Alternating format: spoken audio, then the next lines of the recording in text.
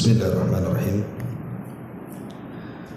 Assalamualaikum warahmatullahi wabarakatuh.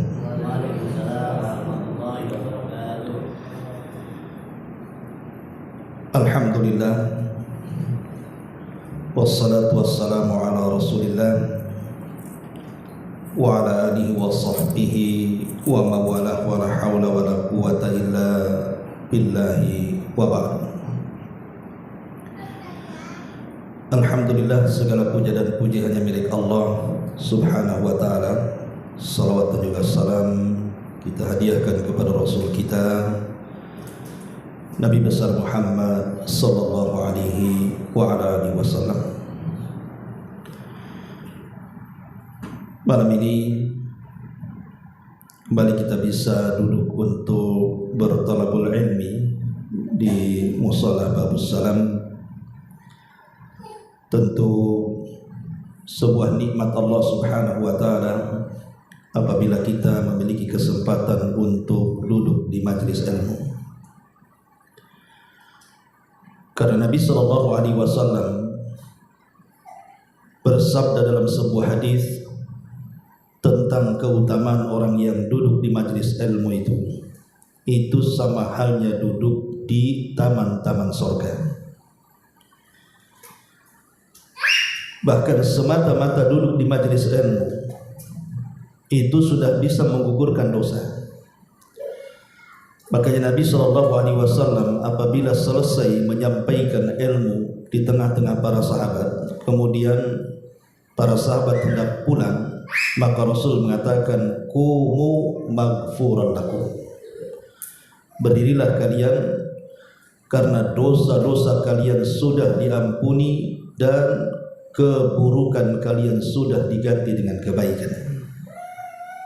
Dan ini sebuah keistimewaan yang luar biasa. Terkadang kita membaca istighfar malas, tapi dengan duduk di majelis ilmu sudah bisa menggugurkan dosa. Kajian di malam hari ini sebagaimana yang diminta, kita akan membahas tanda dari tanda-tanda kiamat besar. Sebenarnya pembagian tentang tanda-tanda kiamat itu ada tanda-tanda kiamat kecil dan tanda-tanda kiamat besar. Pembagian ini bukan dari Nabi. Nabi tidak pernah membagi bahwa ada tanda kiamat kecil, ada tanda kiamat besar. Biasanya kalau Nabi SAW bersabda tentang tanda-tanda kiamat, Rasul hanya menyebutkan bahwa ini adalah tanda-tanda kiamat. Lalu kenapa muncul ada pembagian? Sehingga ada namanya tanda-tanda kiamat kecil dan ada tanda-tanda kiamat besar. Lah yang membagi ini tanda kiamat kecil dan besar itu hanyalah para ulama. Kenapa para ulama membagi? Untuk memudahkan belajar, supaya ketika kita mempelajari tanda-tanda kiamat ini mudah kita pelajari dengan adanya rincian-rincian ulama itu. Ma'asyiral muslimin yang dimuliakan Allah subhanahu wa ta'ala, lah di antara tanda-tanda kiamat besar adalah munculnya satu makhluk yang disebut dengan Ya'juj wa Ma'juj. Siapa Ya'juj dan Ma'juj ini? Sejak kapan Ya'juj dan Ma'juj ini ada? Kemudian di mana mereka sekarang? Dan kapan keluar? Dan kalau seandainya keluar, apa yang dilakukannya? Dan bagaimana kematiannya? Inilah yang kita akan bahas 1 jam ke depan. Mudah-mudahan kita bisa mengambil ibrah, pelajaran dari kisah Ya'juj dan Ma'juj, karena kisah ini satu di antara qasasul Quran, kisah-kisah Al-Quran. Ma'asyiral muslimin yang dimuliakan Allah azza wa jalla, kalau kita mengkisahkan kisah Ya'juj dan Ma'juj itu tidak lepas daripada satu kisah seorang raja yang namanya disebut dalam Al-Quran. Raja tersebut disebut Dzulqarnain. Pokoknya kalau kisah Ya'juj itu tidak lepas dari kisah Dzulqarnain. Al-Imam Ibnu Katsir rahimahullahu taala menukilkan riwayat dari Imam Mujahid, seorang ahli tafsir.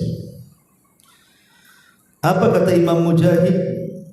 Malikul ardi masyriqaha wa maghribaha arba'atu nafarin. Bahwa ada penguasa-penguasa dunia, maksudnya penguasa yang sebagian dunia dikuasainya. Itu ada 4 raja, 4 penguasa. Kemudian Imam Mujahid mengatakan mu'minani wa kafiran. 2 mukmin dan 2 kafir. Adapun yang mukmin kata beliau adalah Nabi Allah Sulaiman ibnu Dawud. Adapun yang kedua Dzulqarnain. Kemudian yang kafir keduanya, pertama Bukhtun Nasr.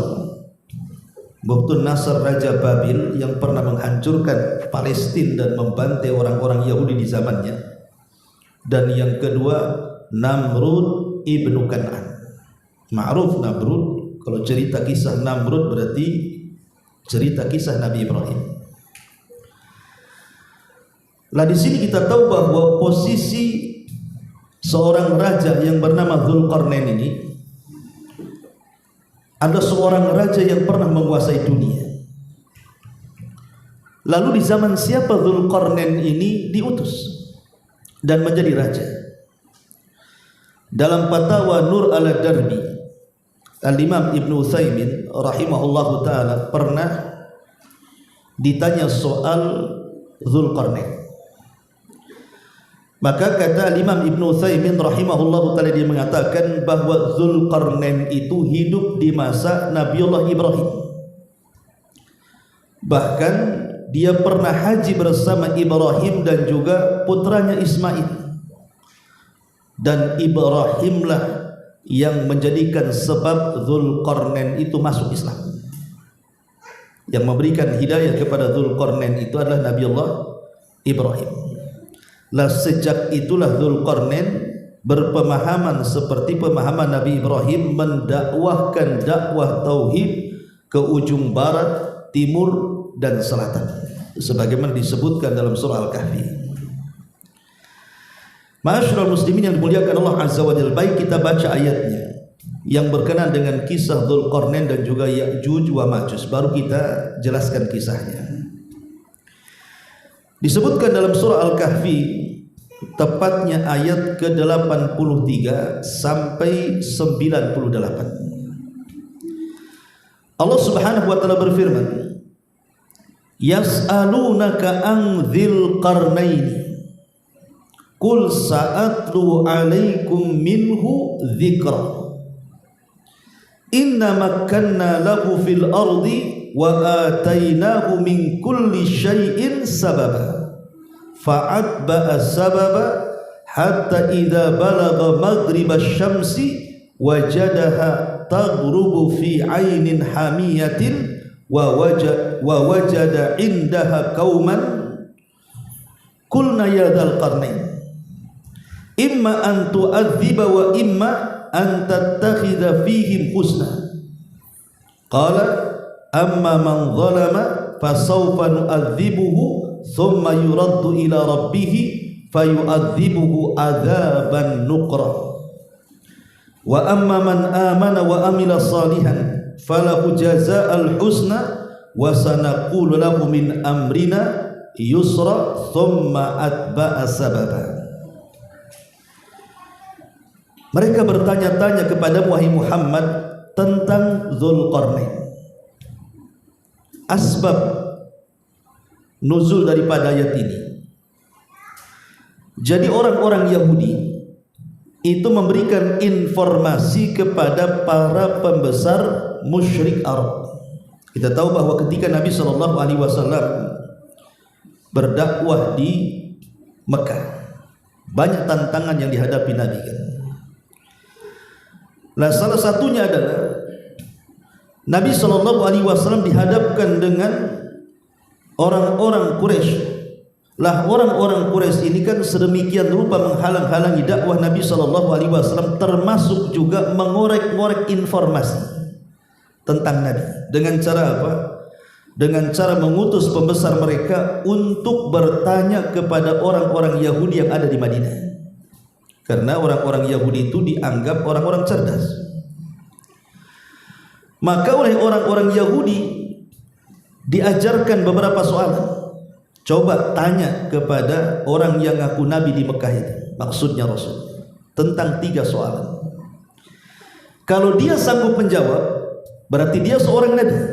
Tapi kalau dia tidak bisa menjawab, dustakan kenabian. 3 soalan itu, pertama, tanyakan kepada dia tentang sekelompok anak muda yang terjerembab dalam sebuah gua yang kisahnya sangat menakjubkan. Ceritakan mereka.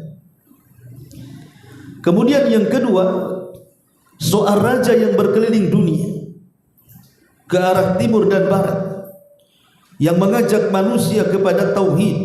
Bagaimana kabarnya? Kemudian yang ketiga, tanya kepada dia soal apa itu ruh. Kemudian orang-orang Yahudi pun memberikan kunci jawabannya kepada para pembesar musyrik Arab ini. Pulanglah para pembesar Quraisy ini ke Mekah. Kemudian menemui Nabi SAW.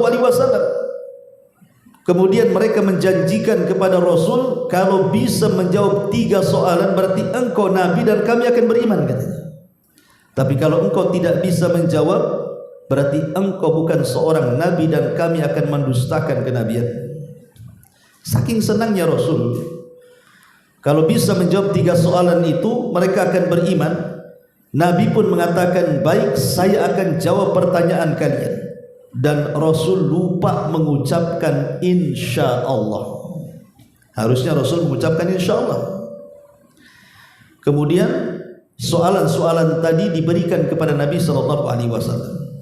Kata Rasul, baik, besok jawabannya.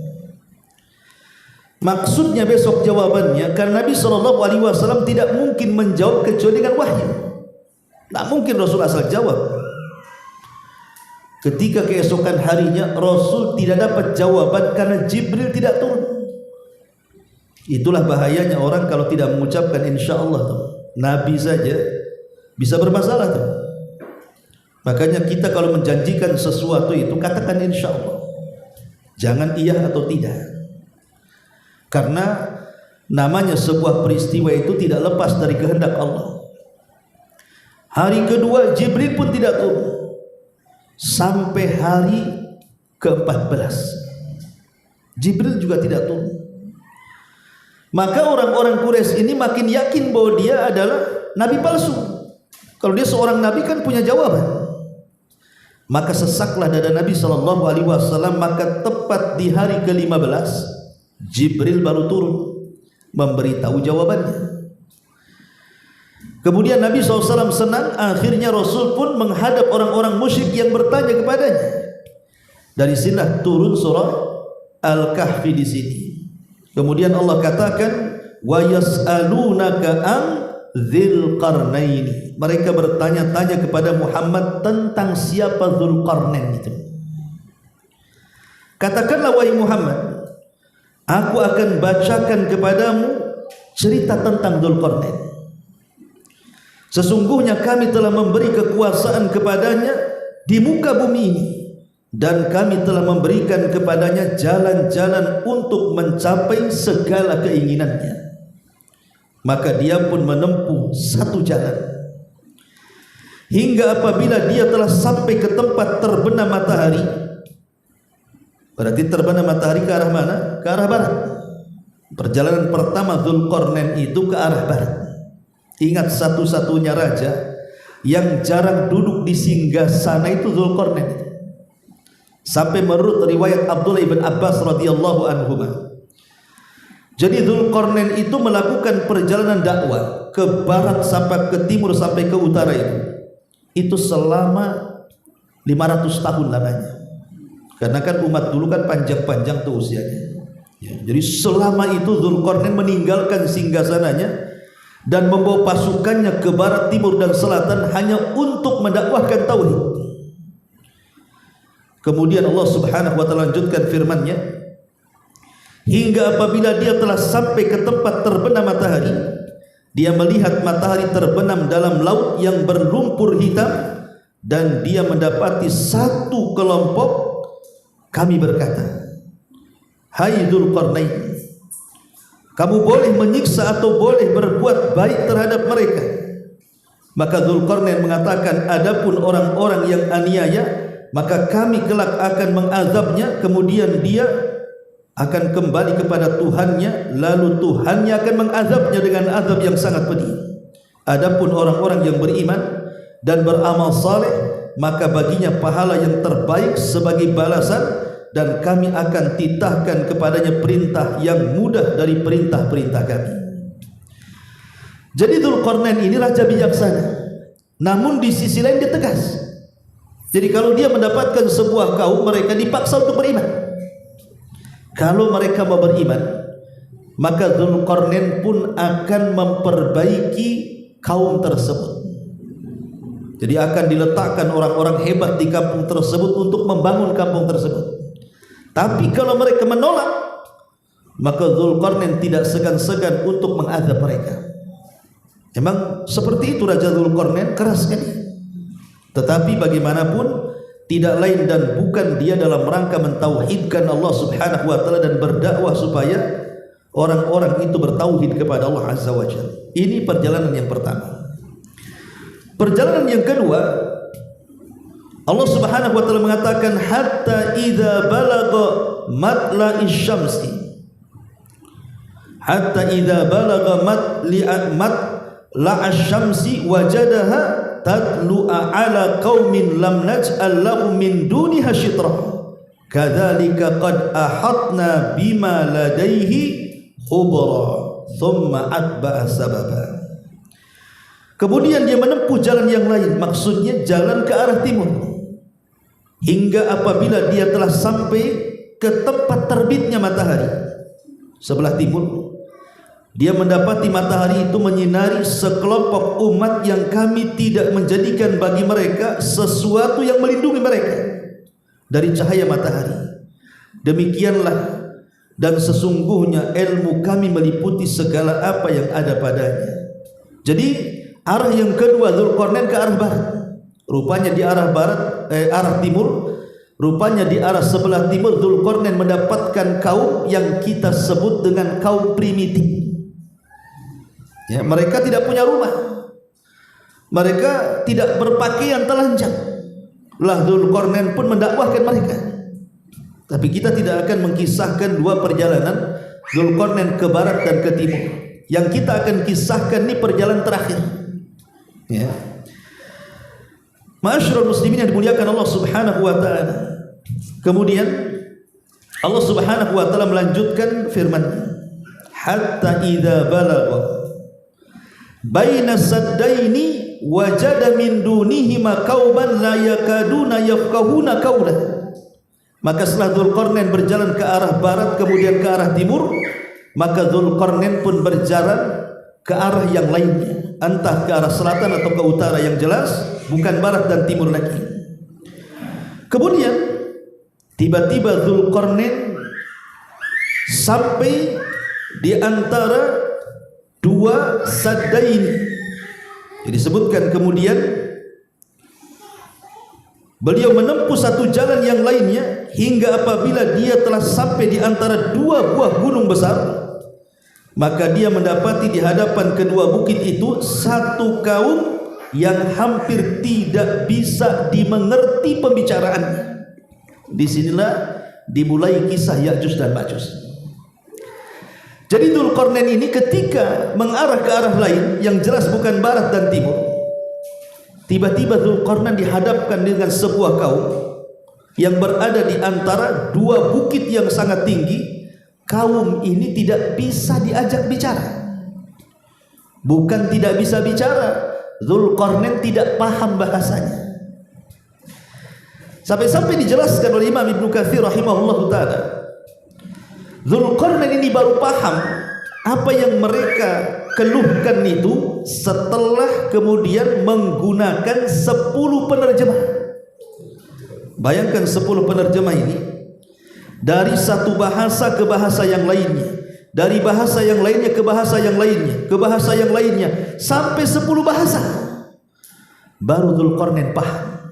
Mungkin kalau istilah kita ini, ya, pertama bahasa Padang, kemudian ke bahasa Jawa, kemudian ke bahasa Alor gitu, kemudian ke bahasa Sunda, kemudian ke bahasa-bahasa yang lain sampai 10 bahasa. Setelah 10 bahasa baru paham, oh, rupanya kalian ini begini dan begitu. Bayangkan bagaimana Dzulqarnain itu susah payah untuk memahami bahasa orang itu. Kemudian dilanjutkan, setelah Dzulqarnain paham apa yang mereka inginkan, rupanya mereka menghendaki apa? Qalu, mereka mengatakan, ya Dzulqarnain, inna Ya'juj wa Ma'juj mufsiduna fil ardi. Wahai Dzulqarnain, kami ini selalu diserang oleh dua suku, dua kabilah yang sangat jahat, yang suka merusak bumi, Ya'juj dan Ma'juj. Kemudian mereka mengatakan kepada Dzulqarnain, fahal naj'alu laka kharjan ala an taj'ala bainana wa bainakum sadda.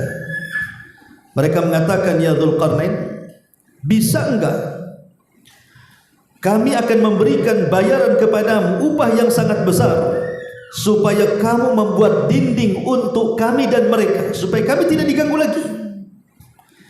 Maka Dzulqarnain pun mengatakan di hadapan mereka, qala ma makkanni fihi rabbi khairun fa'inuna bi quwwatin aj'al bainakum wa bainahum radma. Kata Dzulqarnain, tidak perlu, aku tidak perlu upah kalian. Apa yang sudah Allah berikan kepadaku dari kekuasaan, dari kekayaan, dari pasukan, dari nikmat Allah yang banyak, ini lebih baik dibandingkan bayaran kalian. Tenang saja, saya akan jadikan untuk kalian benteng penghalang kalian dengan Ya'juj dan Ma'juj, katanya. Tetapi syaratnya, kata Dzulqarnain, apa kata dia? Atuni zubural hadid hatta idza sawa bainas sadafaini ila akhiril ayat. Kemudian kata Dzulqarnain, yang jelas bantulah aku, kata Dzulqarnain, agar kalian menyiapkan besi-besi tembaga. Maksudnya Dzulqarnain meminta kepada mereka itu menyiapkan besi-besi tembaga itu. Maksudnya Dzulqarnain ingin membuat benteng betul-betul dari besi tembaga yang kokoh, supaya Ya'juj dan Ma'juj tidak bisa naik memanjat dan tidak bisa melobangi.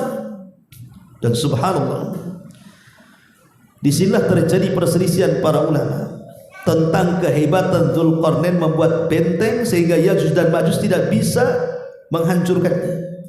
Ini kan sebuah mukjizat namanya.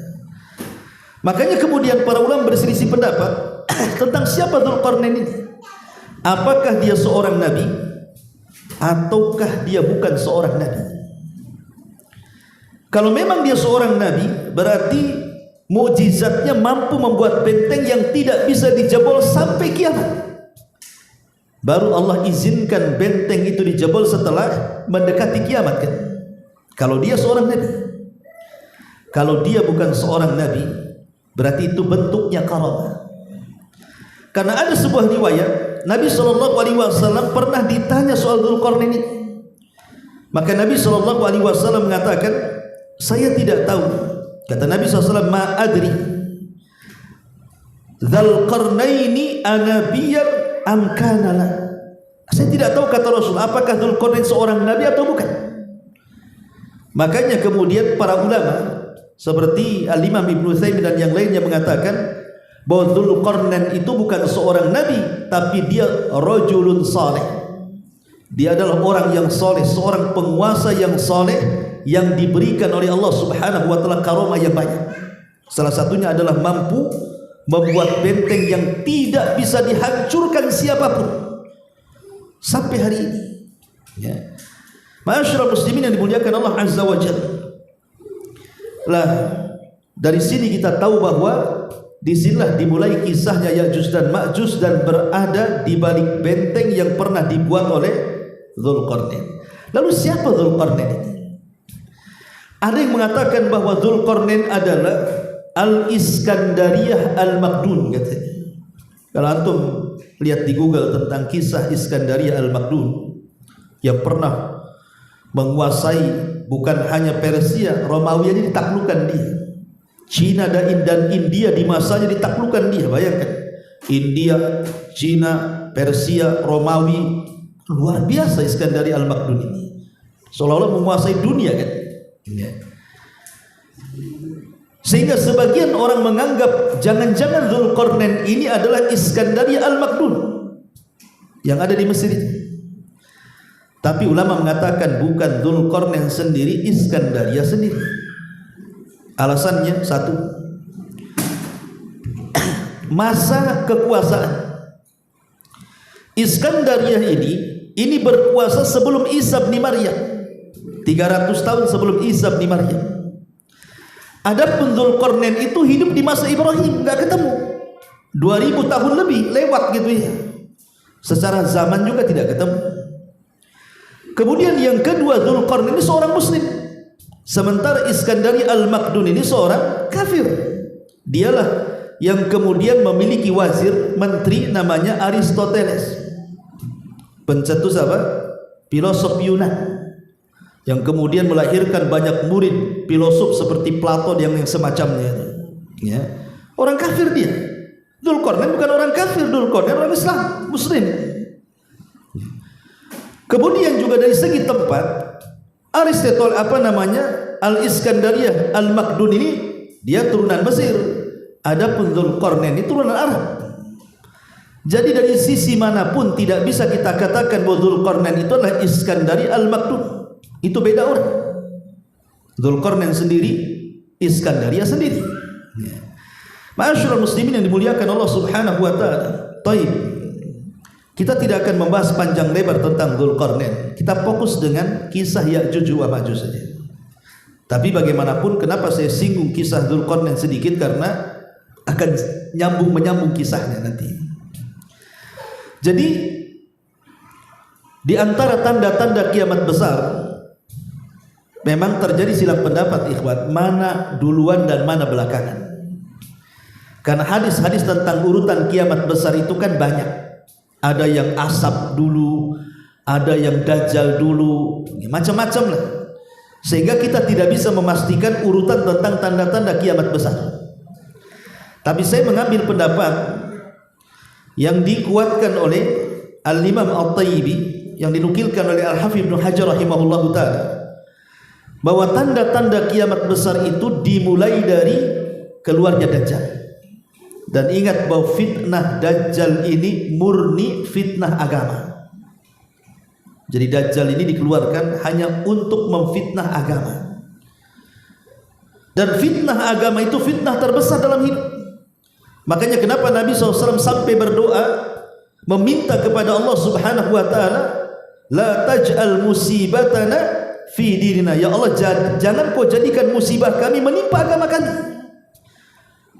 Karena kalau musibah dunia paling tinggi kematian ya, tapi kalau musibah agama ini bisa sampai masuk neraka. Bukan hanya mati di dunia, diazab pula di neraka. Lah Dajjal itu dikeluarkan untuk memfitnah agama. Orang dibuatnya murtad, kemudian disuruh menyembah dirinya. Dajjal ini kan awalnya ngaku nabi, kemudian belakangan ngaku Tuhan. Lah ketika Dajjal keluar, banyak manusia yang terfitnah oleh Dajjal. Maka Allah Subhanahu wa taala hendak menghentikan fitnah Dajjal dengan cara apa? Menurunkan Isa bin Maryam. Kenapa Imam Mahdi dengan pasukannya tidak sanggup membunuh Dajjal? Karena Rasul yang mengatakan Dajjal itu tidak bisa dibunuh kecuali oleh seorang nabi. Makanya ketika Nabi SAW mengatakan di hadapan para sahabatnya, kalau aku hidup sementara Dajjal hidup di tengah-tengah kalian, aku yang akan melawannya. Yang jadi masalah adalah ketika aku sudah mati, Dajjal pula ada di tengah kalian, maka masing-masing kalian akan menghadapinya dan kalian tidak akan sanggup menghadapinya. Makanya kemudian hikmahnya Isa bin Maryam, kenapa sampai hari ini belum mati? Satu-satunya nabi yang disisakan Allah dan tidak meninggal sampai hari ini adalah Isa bin Maryam. Diangkat oleh Allah dan Rasul pernah berjumpa dalam peristiwa Isra Mi'raj di langit kedua dengan Isa bin Maryam. Lah Isa ini diutus oleh Allah Subhanahu wa taala di akhir zaman bukan dalam rangka menyebar risalah, tidak. Karena ketika diangkat sudah sempurna risalahnya. Ada tugas lain yang Allah bebankan kepada dia. Lah salah satunya adalah membunuh Dajjal. Maka ketika kemudian Dajjal muncul, bayangkan Dajjal muncul di mana? Di negara yang mayoritas orang-orang Syiah hari ini. Khorasan. Khorasan di mana? Di Irak. Munculnya di Khorasan. Matinya di mana? Di negara yang mayoritas banyak orang-orang Yahudi di situ. Israel. Di situ ada Babilon, sebuah kota. Dajjal mati di situ. Seolah-olah ada korelasi antara Syiah dan Yahudi di sini kan. Ya. Karena munculnya di Khorasan. Khorasan di mana? Di Irak.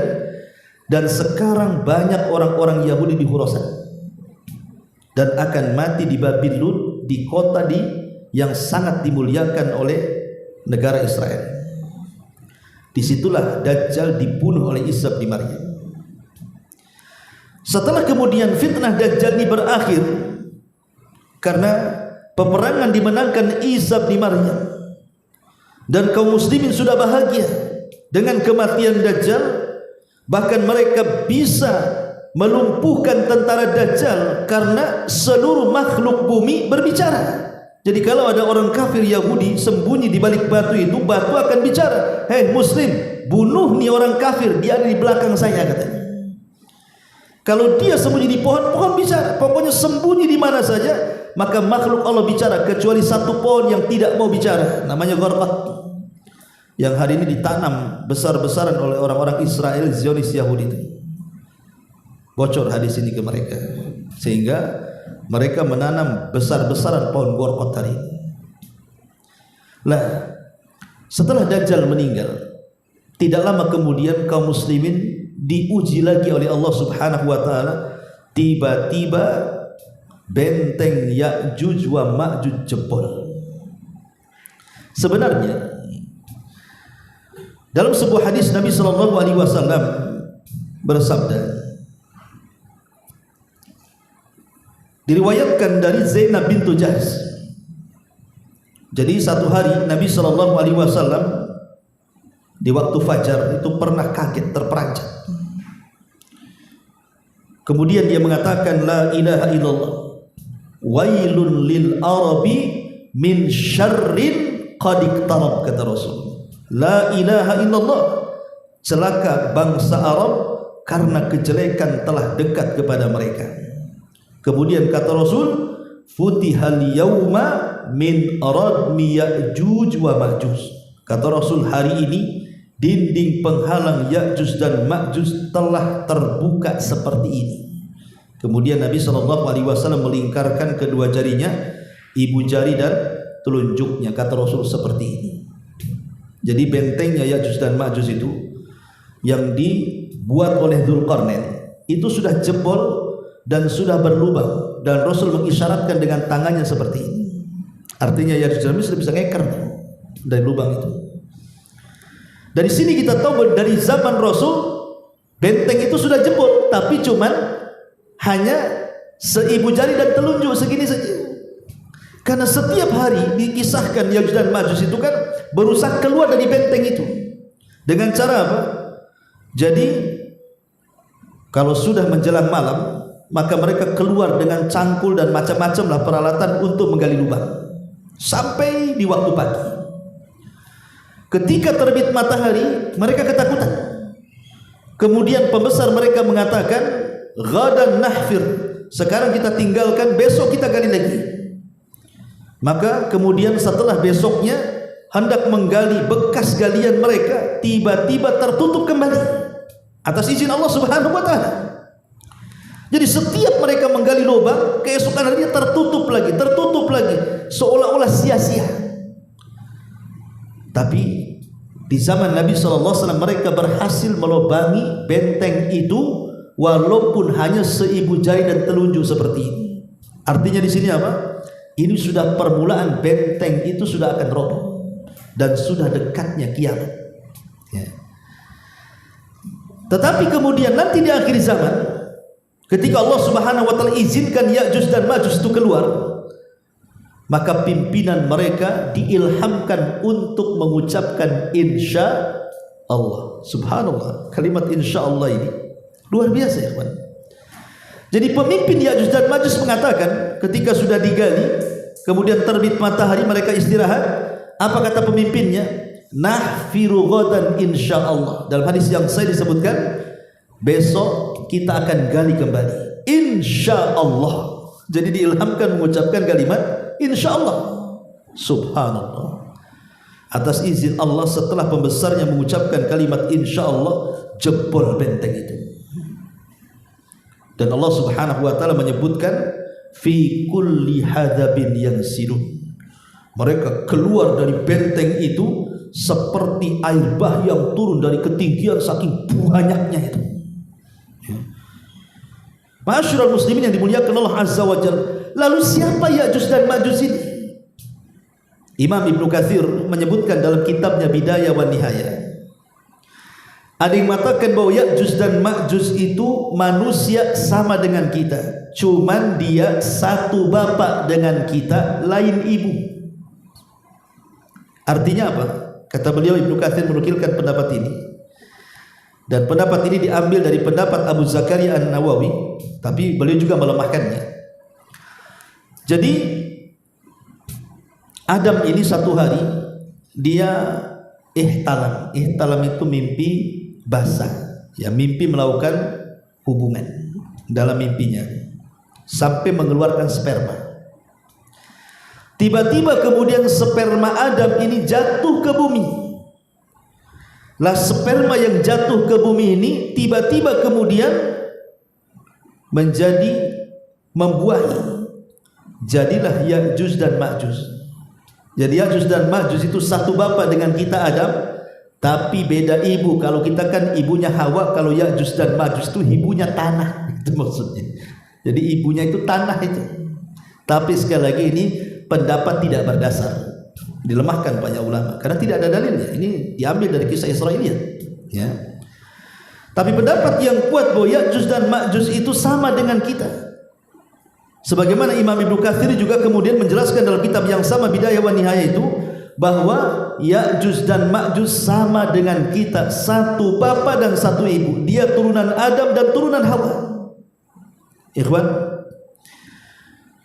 ketika di masa Nabi Nuh alaihi salatu wassalam, Allah Subhanahu wa taala kirim azab kepada kaum Nuh yang kufur dengan mengirim banjir bandang disertai tufan.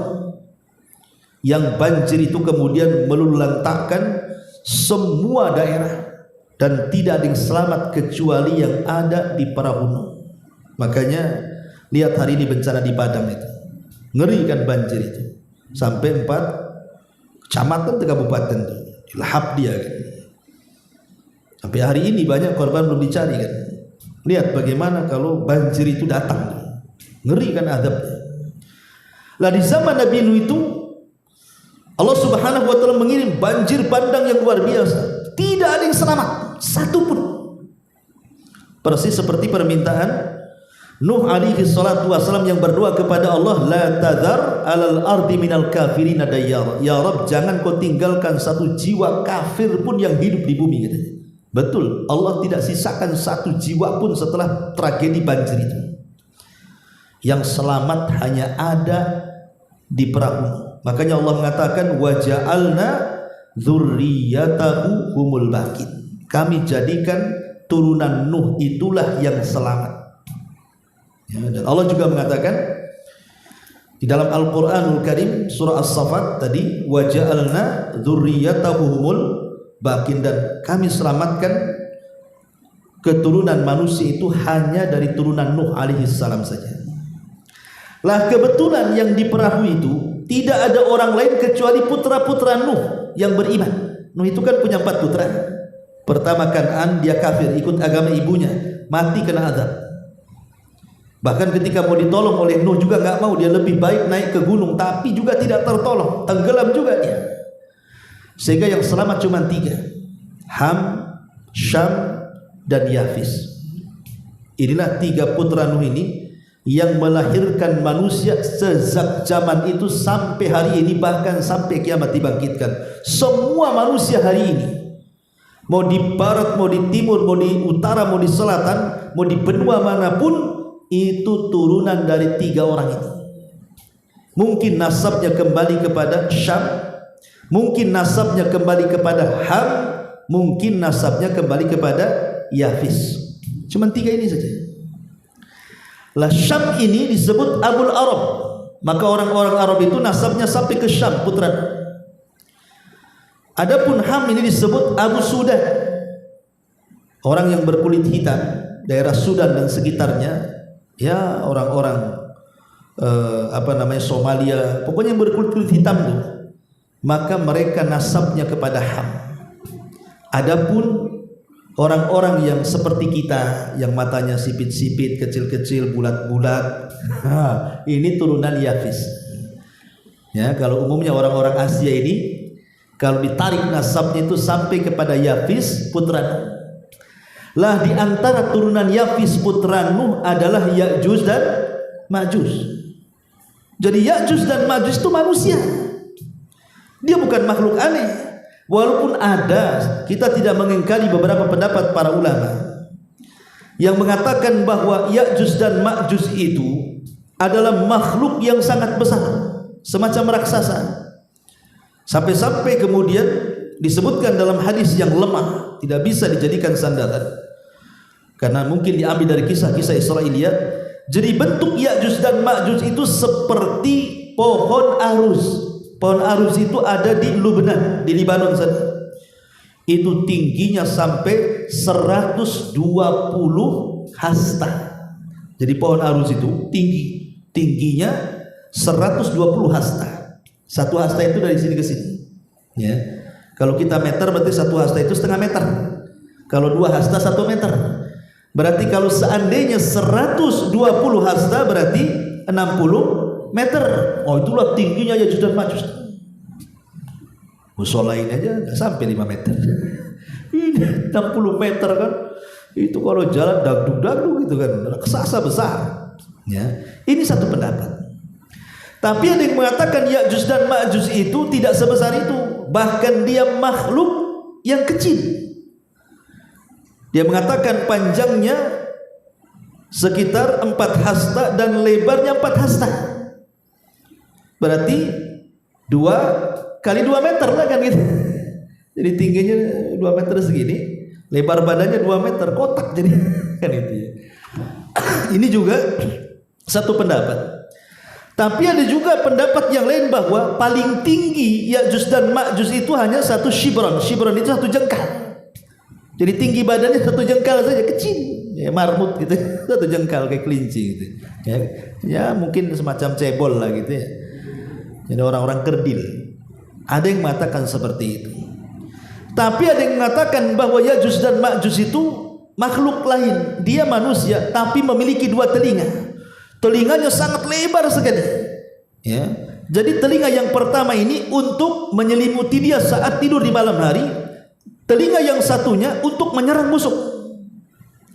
Tapi 4 pendapat ini dibantah oleh para ulama. Ini semua pendapat ini diambil dari kisah-kisah Israiliyat dan ini semua batin. Berarti Ya'juj dan Ma'juj itu sama seperti kita. Dia turunan Adam, turunan Hawa, dia manusia seperti kita. Cuman ya memang karena dia hidup di zaman Nabi Ibrahim kan otomatis kan badannya besar-besar kan gitu ya. Karena di zaman Nabi Ibrahim masih mendekati zaman Adam. Dan Adam itu kan memiliki tinggi badan yang sangat besar. Sampai-sampai kata Nabi SAW, Adam itu punya tinggi 60 hasta. 60 hasta itu sekitar 30 meteran. Ya. Tetapi setelah Adam kan manusia mulai mengecil sampai kepada kita kan. Ya. Dan umurnya juga mulai pendek sampai kepada kita. Artinya fisik Ya'juj dan Ma'juj kalau hidup di masa itu berarti masih besar badannya. Tapi karena dia manusia, boleh jadi turunannya sampai sekarang pun ya makin kecil seperti kita. Selama dia disebut manusia, maka semakin ke sini badannya akan semakin mengecil dan usianya juga semakin pendek kan gitu. Kalau dia masih manusia. Karena ada yang mengatakan bahwa Ya'juj dan Ma'juj itu tidak akan mati sampai melahirkan 1000 keturunan. Tapi hadis ini lemahkan para ulama. Ya, tapi yang jelas bahwa Ya'juj dan Ma'juj itu Allah berikan kemampuan mereka memiliki bangsa yang sangat banyak sekali. Jadi jumlah mereka itu tidak ada yang tahu kecuali Allah Subhanahu wa taala. Kalau kita manusia itu kan ada sensusnya sekitar 7 atau 8 miliar kan begitu ya. Tapi Ya'juj dan Ma'juj ini tidak bisa berapa jumlahnya. Makanya disebutkan dalam hadis yang sahih ketika Adam alaihi salatu wassalam berdialog dengan Allah Subhanahu wa taala. Apa dialognya? Allah mengatakan kepada Adam alaihi salatu wassalam nanti kepada hari kiamat, ya Adam. Maka Adam pun mengatakan labbaika wa sa'daika wal khairu biyadaika ya Rabb. Aku penuhi panggilanmu dengan senang hati karena seluruh kebaikan ada di tanganmu ya Rabb. Ada apa wahai Rabb? Maka Allah Subhanahu wa taala mengatakan kepada Adam, ya Adam, akhrij bi'san nar. Wahai Adam, keluarkan dari keturunanmu orang-orang yang akan dimasukkan ke dalam neraka. Adam kaget. Kok bisa dari keturunannya dimasukkan ke neraka? Maka kemudian para sahabat pun kemudian heran dan bertanya kepada Nabi SAW, ya Rasulullah, ayyuna dzalika al-wahid.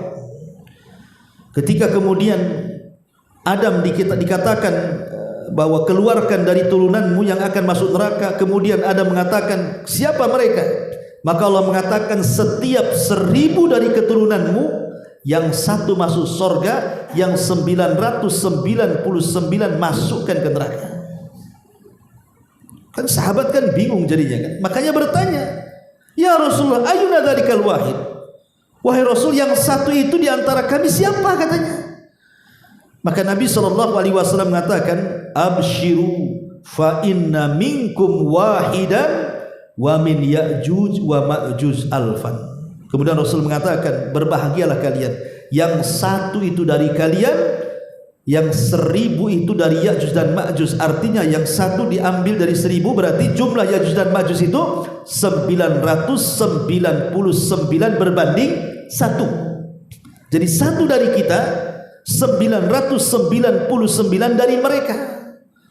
Kalau 10 dari kita, ya kalikan saja 999 kali 10, berarti jumlah mereka itu jauh lebih banyak dibandingkan jumlah kita maksudnya. Makanya Rasul sampai mengatakan, kalian sangka jihad sudah terputus? Tidak, kata Rasul. Jihad itu tetap ada sampai kalian mendapatkan sebuah kaum yang tidak bisa kalian perangi dan tidak bisa kalian bunuh. Apa maksudnya? Ya'juj dan Ma'juj. Bagaimana cara merangi? Jumlahnya sekian banyak, 1 lawan 999 pula. Cemana kan menang coba? Antum dikeroyok 30 orang aja babak belur. Dikeroyok 999 sebentar aja mati kan gitu ya. Makanya kata Rasul, kaum yang tidak bisa diperangi. Jangan kita orang biasa. Nabi Musa alaihi salatu wassalam sampai difirmankan oleh Allah Subhanahu wa taala, disebutkan dalam hadis itu. Apa kata hadis yang sahih yang dikeluarkan oleh Nawas ibn Sam'an radhiyallahu anhu? Idza hauhallahu ila Isa, ketika Allah mewahyukan kepada Isa bin Maryam di akhir zaman, inni qad akhrajtu ibadan li la yadani li ahadin bi qitalihim. Sesungguhnya aku telah mengeluarkan hamba-hambaku, tidak ada seorang pun dari mereka yang sanggup mengalahkannya. Maksudnya Ya'juj dan Ma'juj. Faharriz ibadi ila tur. selamatkan hamba-hambaku wahai Isa, sembunyi di Bukit Tur. Coba bayangkan, Isa saja yang bisa membunuh Dajjal tidak sanggup memerangi Ya'juj dan Ma'juj. Disuruh sembunyi di Bukit Tur. Kenapa ke arah bukit? Karena Ya'juj dan Ma'juj mereka trauma untuk naik ke atas bukit. Trauma dengan apa? Dengan penjara yang pernah dibuat oleh Dzulqarnain. Mereka tidak akan naik. Makanya disuruh sembunyi di ketinggian. Lah Ya'juj dan Ma'juj berusaha kemudian mengepung mereka, tapi mereka tidak naik. Mereka trauma untuk naik gunung. Makanya Isa bin Maryam pun dengan kaum muslimin yang tersisa sembunyi di atas Bukit Tur sampai mereka kelaparan. Sampai dikisahkan dalam hadis yang sahih, kepala kerbau itu lebih berharga dibandingkan dirham dan dinar, saking kelaparannya. Ya. Ma'asyiral muslimin yang dimuliakan Allah Subhanahu wa taala. Lah Ya'juj dan Ma'juj itu dikenal sebagai umat yang sangat sombong, ikhwan. Sangat bengis, sangat jahat, dan dia umat perusak. Sampai-sampai dikisahkan oleh banyak para ulama ketika beristinbat dengan ayat dan hadis-hadis yang sahih. Jadi kerusakan Ya'juj dan Ma'juj itu apabila dikeluarkan oleh Allah Subhanahu wa taala, dia akan merusak segalanya, merusak alam, akan menghancurkan apapun yang ada di depannya. Sampai kelompok yang pertama, jadi ketika benteng Ya'juj dan Ma'juj itu jebol, maka yang pertama kali mereka keluar, mereka melewati Danau Tiberias. Danau Tiberias, Buhairah, ya. Ma'ruf danau itu kan sekarang kan berbentuk sungai, banyak airnya, ya. Banyak airnya Danau Tiberias itu. Lah ketika Ya'juj dan Ma'juj sampai di danau itu, maka mereka minum semuanya sampai kering. Bayangkan, danau sebesar itu sampai kering, sehingga yang terakhir datang sudah nggak dapat lagi minum di situ. Pokoknya kalau ada bangunan dihancurkannya, kalau ada pohon-pohonan dimakannya, dihancurkannya, kalau ada manusia dibantai, bahkan sebagian para ulama mengatakan bangkai manusia yang dibunuh Ya'juj dan Ma'juj dimakannya. Jadi dia manusia kanibal. Naudzubillah.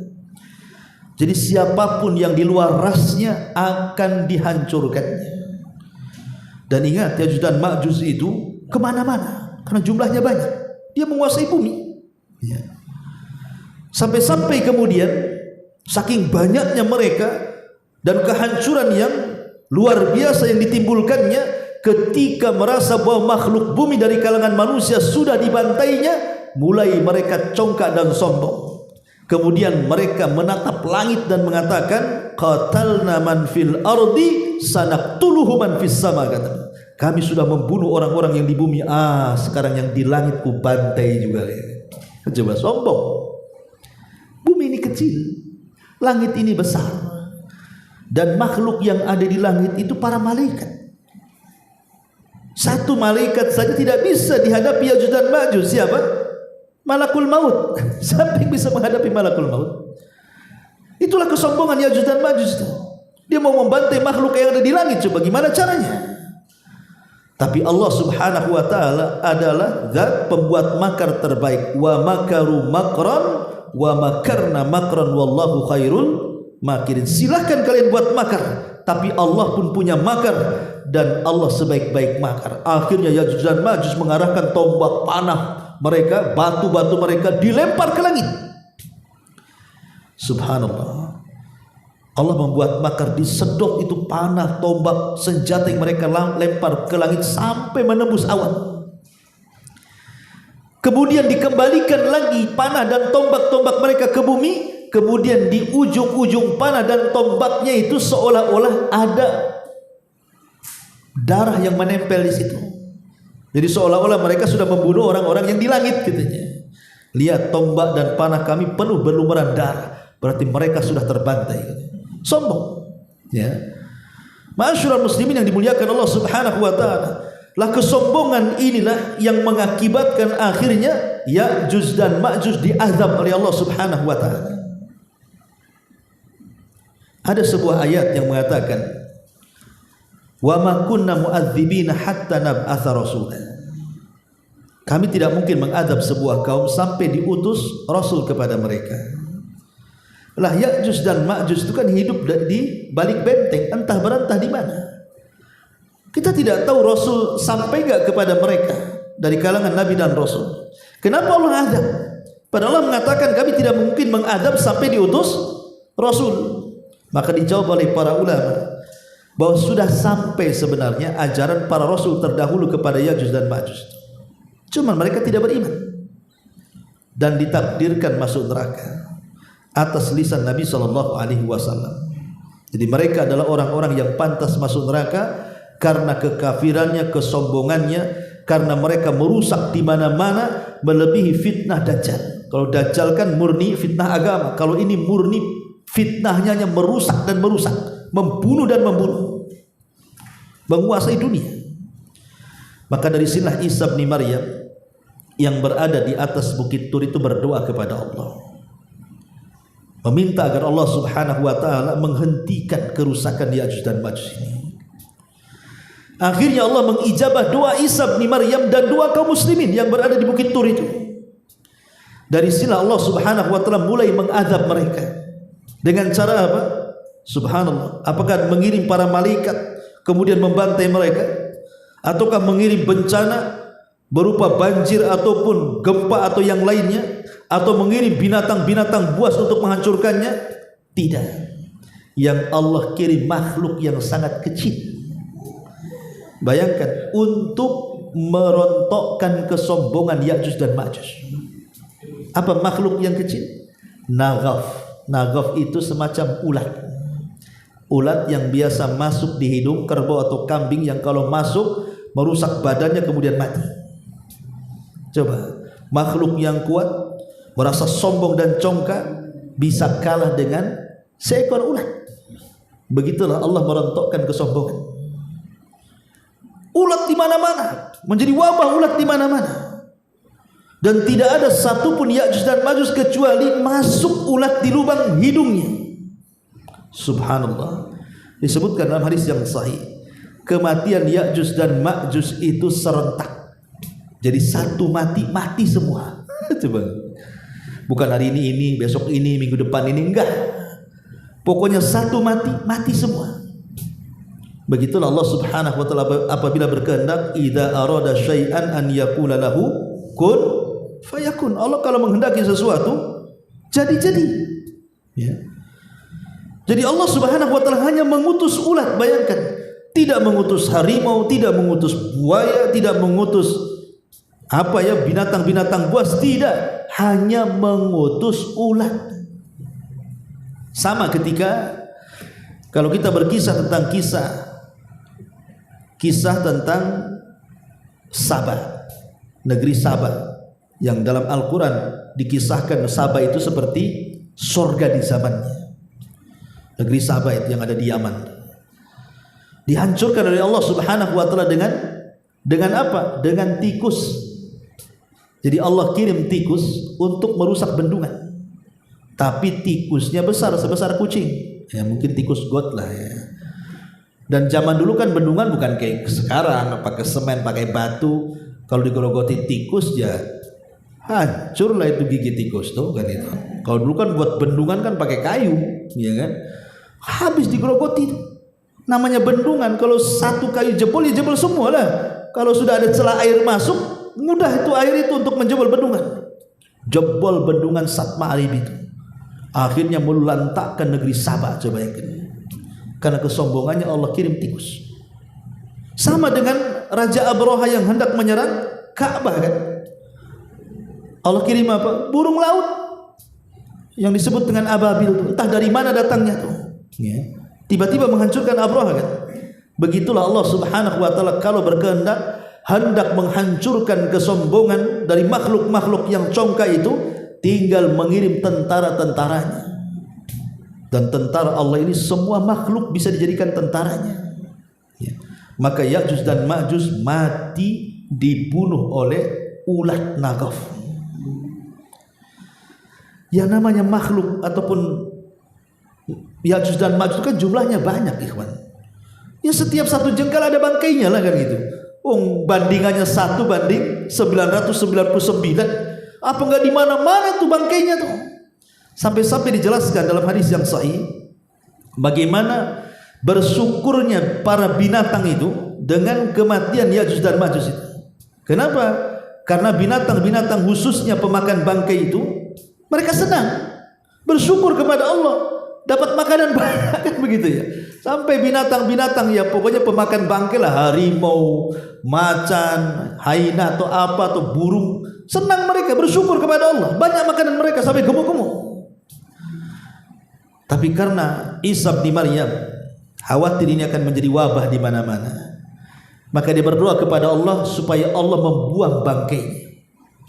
Maka dikirimkan dalam hadis yang sahih burung sebesar unta, kemudian mengambil jasad itu, semua jasad Ya'juj dan Ma'juj yang ada di permukaan bumi daratan itu, entah dibuang ke mana, ke lautan mana, sampai betul-betul bersih. Ya namanya yang membuang burung ya sebersih-bersihnya membuang bangkai masih ada sisanya lah, tidak mungkin gak ada sisanya, entah darahnya, entah kotorannya, entah apanya, kan masih ada sisanya kan. Makanya Isa berdoa kembali agar Allah membersihkan bumi dengan sebesar-besarnya, dengan sebersih-bersihnya, diturunkanlah hujan yang sangat besar, kemudian banjir di mana-mana. Lah banjir inilah yang membawa sisa-sisa bangkainya Ya'juj dan Ma'juj sampai bumi betul-betul steril. Dari situlah Allah Subhanahu wa taala jadikan bumi itu subur dan makmur, seolah-olah seperti awal diciptakannya. Sampai-sampai dijelaskan pohon delima itu buahnya ya, itu cangkangnya kalau dibelah 10 orang bisa masuk ke dalam cangkangnya. Sebagian besarnya buah satu buah. Jadi satu buah itu kalau dibelah 10 orang lo bisa masuk ke dalam cangkangnya. Jadi kalau buah durian ya 10 orang masuk ke cangkang nggak habis kita makan dalam cangkang durian itu. Jadi disuburkan oleh Allah Azza wa Jalla, dipenuhi dengan berkah. Makanya sampai Rasul beruntunglah orang-orang yang hidup di masa Isa bin Maryam gitu. Karena Allah berkahi. Lah ketika itu kemudian Isa bin Maryam akhirnya memaksa orang-orang yang masih di luar Islam untuk masuk ke dalam Islam yang selamat. Kalau tidak maka dibunuh, dipaksa untuk masuk Islam. Karena ketika itu tidak ada jizyah lagi, tidak ada lagi upeti-upetian. Yang ada kau masuk Islam, kalau tidak kau perangi. Sampai akhirnya banyak orang-orang ahli kitab kalangan Yahudi dan Nasrani yang masuk ke dalam Islam karena dakwahnya Isa bin Maryam. Kemudian Isa pun sebelum matinya dia sempat melaksanakan haji. Kemudian setelah melaksanakan haji, ada yang mengatakan 7 tahun setelahnya, maka Isa pun wafat dan dipanggil oleh Allah Subhanahu wa taala. Baru datanglah seorang laki-laki dari Habasyah Ethiopia namanya Dzu Suwaikataini membawa pasukan kemudian menghancurkan Ka'bah sampai rata dengan tanah setelah kematian Isa bin Maryam. Ma'asyiral muslimin yang dimuliakan Allah Subhanahu wa taala, pertanyaannya, di mana benteng Dzulqarnain itu? Di mana? Ya. Dahulu di zaman Daulah Abbasiyah. Daulah Abbasiyah ini daulah yang berdiri setelah Daulah Bani Umayyah. Dan Daulah Bani Umayyah itu berdiri setelah hilangnya kekhilafaan Ar-Rasyidah. Kan para khulafa Ar-Rasyidin meninggal, baru terbentuk Daulah Umayyah. Runtuhnya Daulah Umayyah, naik Daulah Abbasiyah, kan begitu, sampai terakhir Daulah Utsmaniyah. Nah di zaman Daulah Abbasiyah itu ada seorang khalifah namanya Al-Wathiq. Al-Wathiq dia bermimpi. Dalam mimpinya dia dikagetkan bahwa benteng Ya'juj dan Ma'juj itu jebol. Itu dia bermimpi dan itu berkali-kali mimpinya, sehingga membuat kekhawatiran sang khalifah. Dan kisah ini disebutkan oleh Ibnu Katsir dalam kitabnya Bidayah wa Nihayah, itu disebutkan kisah ini. Jadi Khalifah Al-Wathiq ini akhirnya mengutus tentara yang sangat banyak untuk melakukan pencarian di mana benteng Ya'juj dan Ma'juj itu. Dikirim pasukan banyak. Ya. Akhirnya pasukan yang dikirim oleh Daulah Abbasiyah ini atas perintah Khalifah Al-Wathiq ini, mereka pun menyebar kemana-mana. Ada yang mengatakan pencarian benteng itu sampai memakan waktu 2 tahun. Jadi selama 2 tahun ini pasukan Khalifah Abbasiyah ini, pasukan Khalifah Al-Wathiq ini mencari kemana-mana. Sampai pada waktunya mereka pun sampai kepada tujuan. Mereka pun sampai kepada tujuan di depan benteng yang pernah dibangun Dzulqarnain. Tapi masalahnya benteng itu tidak bisa dipanjat dan dijaga oleh para prajurit yang ada di dekat situ. Sehingga akhirnya ketika pasukan melihat bahwa benteng itu masih kokoh, masih berdiri tegak dan tidak hancur, tidak seperti mimpi sang khalifah, akhirnya pasukan ini kemudian pulang kembali. Tapi masalahnya Imam Ibnu Katsir ketika menyebutkan kisah ini tidak bersanad. Tidak ada sanadnya, hanya disebutkan kisahnya begitu saja. Dan tidak disebutkan pasukan Abbasiyah ini sampai di mana, letak benteng itu di mana, ya. Sehingga menjadi polemik para ulama kan. Ada yang mengatakan bahwa benteng itu maksudnya adalah benteng Cina, tembok Cina. Karena ketika ada beberapa yang roboh dari tembok Cina itu rupanya ada kandungan bajanya.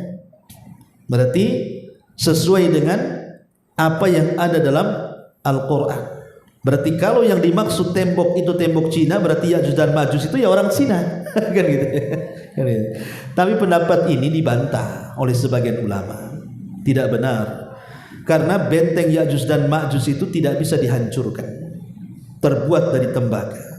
Kalau ini kan terbuat dari bata-batu yang disusun. Kalau di rudal saja bisa hancur kalau benteng Cina. Kalau benteng Ya'juj dan Ma'juj kan tidak bisa dihancurkan kecuali Allah yang berkehendak kan itu. Berarti tidak benar kalau benteng itu adalah tembok Cina dan Ya'juj dan Ma'juj itu orang Cina. Apalagi banyak juga orang Cina yang muslim sekarang kan gitu. Ya. Kemudian yang kedua, ada yang mengatakan bahwa dan yang berpendapat seperti ini adalah sebagian orang seperti Sayyid Qutb. Nah itu memang berpendapat seperti ini. Tapi sekali lagi dibantah oleh para ulama bahwa tidak benar kalau tembok Cina itu adalah Ya'juj dan Ma'juj. Tapi ada juga yang mengatakan tentang tembok Ya'juj dan Ma'juj ini.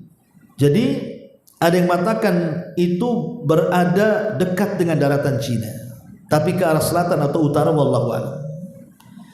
Karena ada yang mengatakan bahwa benteng ini terletak di daerah Armenia, Azerbaijan, yang sekarang mungkin disebut daerah Georgia, dekat-dekat daerah sana lah kan. Tapi kan ini hanya ijtihad para peneliti, ikhwan. Syekh bin Baz rahimahullahu taala ketika ditanya tentang masalah Ya'juj dan Ma'juj, dia hanya mengatakan min jihati syarqi, min jihati syarqi. Pokoknya dia sebelah timur. Maksudnya sebelah timur itu dari kota Madinah. Jadi kalau antum berada di kota Madinah, sebelah timur sana. Sebelah timurnya sampai di mana? Wallahu a'lam, kan itu. Syekh bin Baz yang mengatakan seperti itu. Ya. Tapi yang jelas bahwa diketahui atau tidak tempat tembok Dzulqarnain yang memenjarakan Ya'juj dan Ma'juj itu bagi kita tidak penting. Yang penting adalah kita beriman dengan Al-Quran bahwa Ya'juj dan Ma'juj itu ada. Apakah mereka berada di atas bumi atau di bawah bumi? Wallahu a'lam. Dan benteng yang dibangun oleh Dzulqarnain juga ada. Tempatnya di mana? Wallahu a'lam. Kita yakini ada. Dan kita beriman bahwa itu di antara tanda-tanda hari kiamat, di mana di akhir zaman benteng itu akan roboh dan Ya'juj dan Ma'juj itu akan keluar sebagai tanda-tanda pertengahan alamah kiamat besar yang mendekati kehancuran alam semesta. Inilah di antara kisah Ya'juj dan Ma'juj. Saya sudah berupaya menyingkat karena sampai jam 9 saja. Ya, mudah-mudahan ada manfaatnya. Sebelum saya tutup, kalau ada yang bertanya silakan. Kita buat tanya jawab. Ya, silakan. Ini kan perang di mana-mana, Ustaz. Iya. Bencana banyak.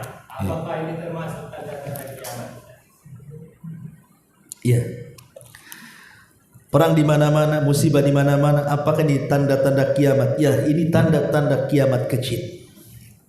Rasul yang mengatakan. Apa kata Nabi SAW? La taqumu sa'ah hatta yaqsural harj.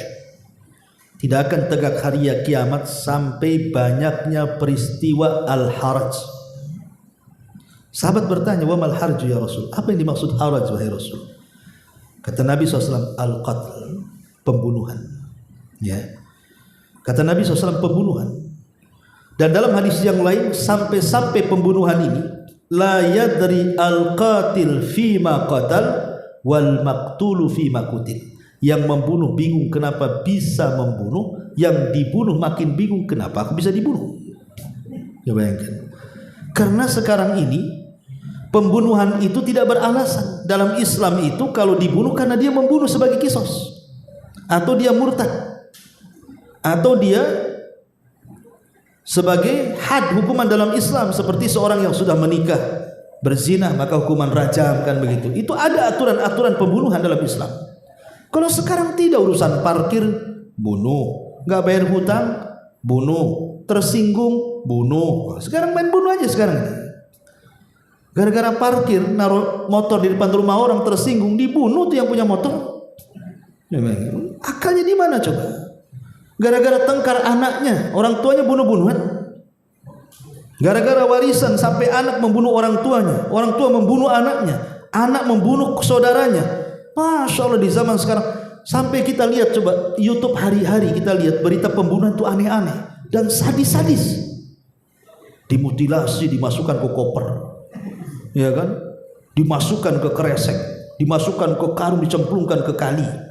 Macam-macam. Mulai dari bayi yang tidak bersalah loh ya, karena mungkin malu ini hasil zina, sampai urusan pacaran, sampai urusan harta, sampai urusan keluarga, semua dah main bunuh. Urusan waris, urusan hutang, urusan bisnis. Hari-hari saya lihat tuh pembunuhan. Dan sekarang pembunuhan itu luar biasa, sadis luar biasa. Ya. Dan latar belakangnya aneh-aneh, psikopat kayaknya orang-orang bunuh ini. Makanya wajar Rasul mengatakan yang membunuh bingung, kenapa dia membunuh? Karena alasan, kenapa kau dibunuh? Awalnya saya tidak hendak membunuh, tapi tak tahu kenapa saya membunuh, katanya. Dia sini bingung tuh. Coba kalau seandainya yang dibunuh hidup lagi, makin bingung, kenapa aku bisa dibunuh, katanya, kan gitu. Nah, jadi pembunuhan ini entah karena peperangan, entah karena kecelakaan. Kita lihat di jalan raya, hari-hari ada orang mati. Di Batam saja tiap hari ada kecelakaan itu, tabrak tronton mati, ya. Kemudian tabrakan motor mati, tabrakan mobil mati, ada yang beruntun, ada yang mati tabrakan mandiri, nggak tabrakan ngantuk nabrak pohon gitu ya, mati juga. Jadi banyak sekali kematian dan itu alamat kiamat. Jadi kematian diakibatkan karena peperangan dan yang semacamnya, ya. Karena dalam hadis yang lain juga kata Nabi SAW, harbun wa harabun, akan terjadi fitnah, peperangan dan pengungsian. Kalau sudah ada perang pasti ada yang ngungsi itu. Ya, lihat di Palestina tuh. Perang di sini ngungsi di sana, nanti diserang di sini ngungsi di sini. Begitu juga bencana. Ya, banyaknya banjir, kemudian gempa, semuanya itu adalah tanda-tanda kiamat kecil. Tapi ingat ikhwan, tanda-tanda kiamat kecil itu berbeda dengan tanda-tanda kiamat besar. Tanda-tanda kiamat kecil ini dia tidak bertentangan dengan hukum alam. Dia tidak bertentangan dengan ilmu fisika. Ya, coba bapaknya terjadi gunung meletus, kemudian gempa, di situ ada teori ilmiahnya. Entah geser lempengan, entah apa kan, ada teori ilmiahnya gitu kan. Jadi tanda-tanda kiamat kecil itu tidak bertentangan dengan ilmu fisika dan alam. Tapi kalau sudah tanda-tanda kiamat besar, inilah yang bertentangan dengan ilmu alam dan fisika. Bagaimana matahari bisa terbit dari barat? Di mana teorinya? Ya kan? Nah, baru itu aneh-aneh. Kemudian binatang keluar dari perut bumi ini gimana ceritanya? Ya. Nah, baru kalau tanda-tanda kiamat besar itu sudah aneh-aneh tuh. Tapi kalau tanda-tanda kiamat kecil ini ya masihlah sesuai dengan ilmu alam dan ilmu fisika, tidak bertentangan dengan teori-teori ilmiah gitu maksudnya. Tetapi penyebab bencana itu sekali lagi karena maksiat, karena ada orang yang mereka menghilangkan teori agama, hanya berpatokan kepada teori dunia. Jadi kalau ada bencana, oh itu lempengan geser gitu. Otaknya ke situ saja. Tapi kita yang beragama kan bukan itu. Kenapa bisa lempengan bergeser? Kenapa Allah geser? Ada apa? Nah itu kalau kita kan orang beriman kan bertanya. Dan Allah mengatakan, ma asaba min musibatin illa fabima kasabat aydikum wa ya'fu an katsir. Tidaklah musibah yang menimpa kecuali karena ulah tangan kita.